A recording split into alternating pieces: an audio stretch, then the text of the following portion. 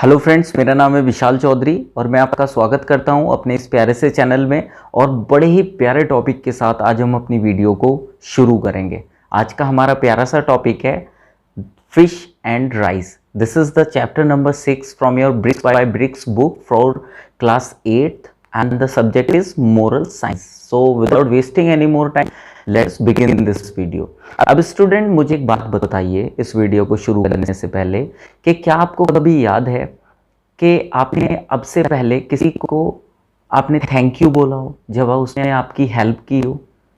Student, यदि हाँ तो आप कमेंट बॉक्स में ज़रूर बताइएगा।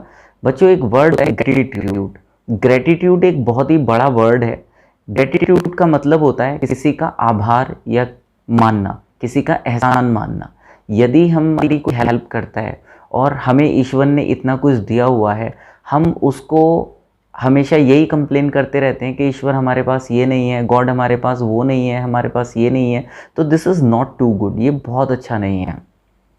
दिस इज़ नॉट गुड, ये अच्छा नहीं है। इवन हमें सोचना चाहिए कि the things which we have, बहुत सारे लोग ऐसे हैं जिनके पास वो चीज़ें भी नहीं हैं। तो कुछ ऐसी ही थीम के साथ हम आज की इस वीडियो को शुरू करते हैं। देखते हैं कि इस कहानी में होता क्या है।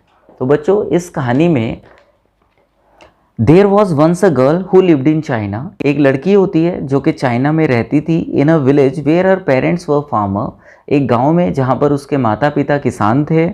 They worked in the fields and life was very hard for them.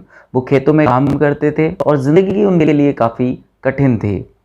They were poor but that did not keep them from being happy. वो काफ़ी गरीब थे, लेकिन गरीबी की वजह से वो लोग नाखुश नहीं थे।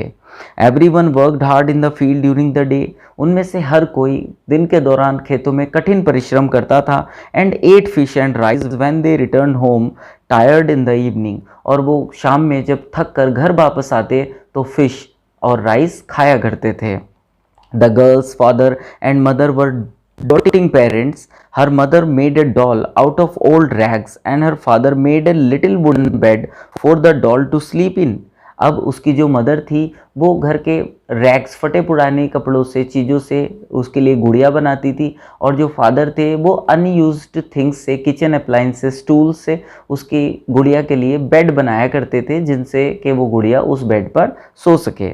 हर toys were usually old kitchen tools. और जो उसके खिलौने होते थे वो आमतौर पर पुराने किचन के टूल्स, औजार हुआ करते थे। और containers and small trinkets she found here and there. और टूटी फूटी चीज़ें या कोई ओल्ड कंटेनर हुआ करते थे जो यूजुअली उसको यहाँ वहाँ मिल जाते थे। The girl would play with her doll and make up stories about adventure on imaginary horses. अब वो जो लड़की थी वो डॉल से खेलती थी और अपने मन में कल्पनाएं बुनती थी। उसकी कल्पनाओं में बड़े तेज दौड़ने वाले सुंदर सुंदर घोड़े होते थे। These horses would lead her to a land of riches from where she would carry home beautiful jewels to make her parents rich. और ये घोड़े उसको एक खजाने की दुनिया में ले जाते थे, उस लड़की को, जहाँ से वो अपनी कल्पनाओं में अपने पेरेंट्स के लिए बहुत सारे ज्वेल्स, रत्न, आभूषण लेकर आती थी, जिससे कि वो अपने पेरेंट्स को अमीर बना सके, उनको रिच, धनी बना सके। She dreamed of eating food only kings and queens ate. वो केवल ऐसे खाने का सपना देखती थी जो केवल राजा और रानियों को नसीब होता है। Not the major fish and rice that she ate every day. न कि वो बेकार सी फिश और चावल जो कि वो रोज खाया करती है। Quite often, the girl would wrinkle her up nose when she saw the plate of fish and rice her mother served her. अब अक्सर वो क्या किया करती थी, जब उसकी मदर उसको राइस और फिश सर्व किया करती थी तो वो अपनी नाक सिकोड़ लिया करती थी कि ये क्या है। She would ask her mother, वो पूछा करती अपनी माँ से कि why they could not eat the choicest delicacies that she had only heard about. कि वो अपनी मन से जो लजीज व्यंजन होते हैं जिनके बारे में वो सोच सकते हैं, वो उनको क्यों नहीं खा पाते। आखिर उनका भी तो हक है। She would complain that she would board of the fish and rice. और वो हमेशा यही शिकायत करती थी कि वो फिश और राइस से बोर हो चुकी है। वन विंटर, एक सर्दियों की बात है बच्चों। The snow came early and stayed for a long time.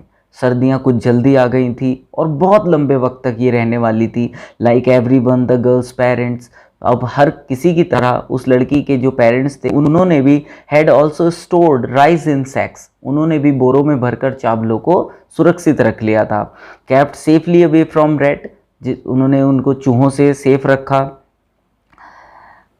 There was no way to go out and catch fish in the cold wintry weather, और अब कोई रास्ता ही नहीं था कि वो बाहर जा सकते और फिश को पकड़ सकते थे।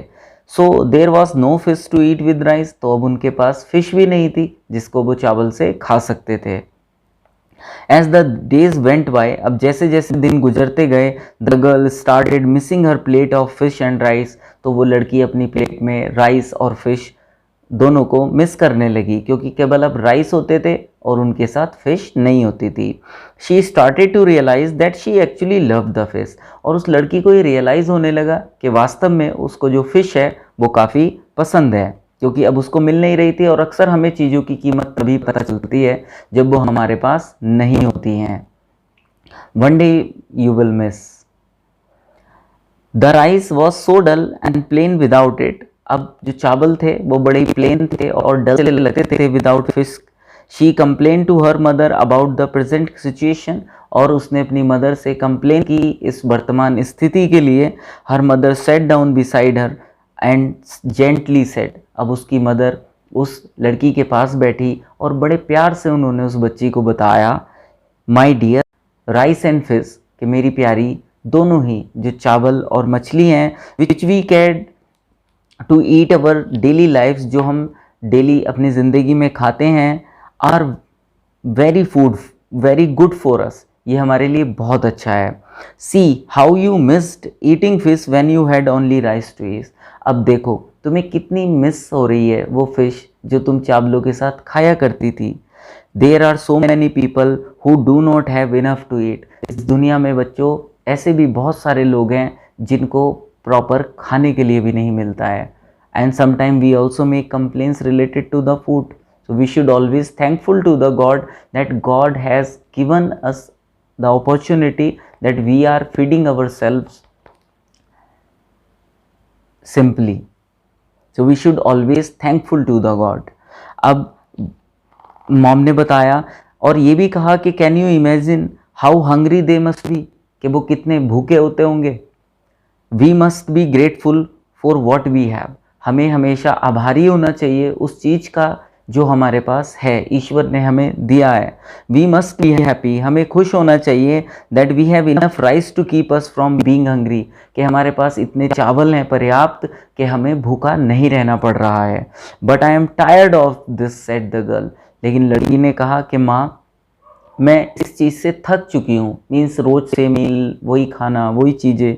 You must learn not to complain about things that can not be changed, तब मम्मा ने कहा कि बेटा जिन चीज़ों को हम अपनी ज़िंदगी में बदल नहीं सकते तुम्हें उनके बारे में कंप्लेन नहीं करना चाहिए। But instead of this on my on behalf I would like to say, कि हम चीज़ों को बदल नहीं सकते क्योंकि वो अनचेंजेबल हैं, but we can try for the best, लेकिन हम अच्छे के लिए कोशिश कर सकते हैं। But it doesn't mean that we should complain about that for those things which we don't have at this time, we should try harder for those things to achieve. तो ऐसे ही उनकी मम्मा ने भी कहा कि you will feel bad and make other people unhappy too, अब इससे तुम्हें बुरा फील होगा और दूसरे लोगों को भी तुम नाखुश करोगी।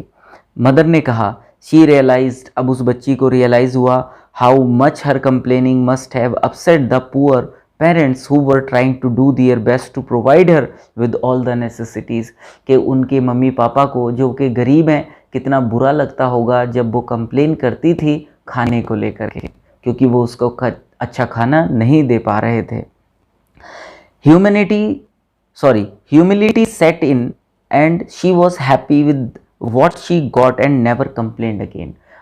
उसमें समझ आई और जो भी उसके पास था उसने उसी से तालमेल बिठाया और फिर कभी दोबारा उसने कंप्लेन नहीं की। When the winter was over, जब सर्दियाँ चली गई, fish became available again, मछलियाँ दोबारा से उपलब्ध हो गईं।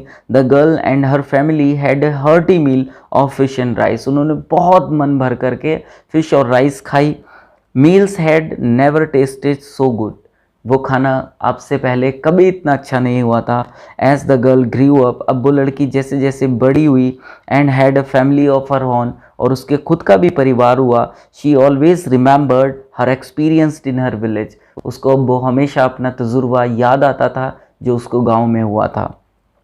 God was kind to her, and she and her family were rich enough to be able to afford everything. खैर इस वक्त ईश्वर उनके साथ रजामंद थे और वो इतने अमीर थे कि वो अपनी प्लेंटी ऑफ थिंग्स को अचीव कर सकते थे। But she never forgot the lesson on contentment she had learn from her plate of fish and rice, लेकिन वो कभी भी उस शांति के पाठ को नहीं भूल सकती जो उसने उस अपनी चावल और फिश की प्लेट से सीखा था। सो आई होप गाइज कि आपको ये वीडियो पसंद आई होगी, and with this I also wanted to share you a wise thought that never let the things you want make you forget the things you have.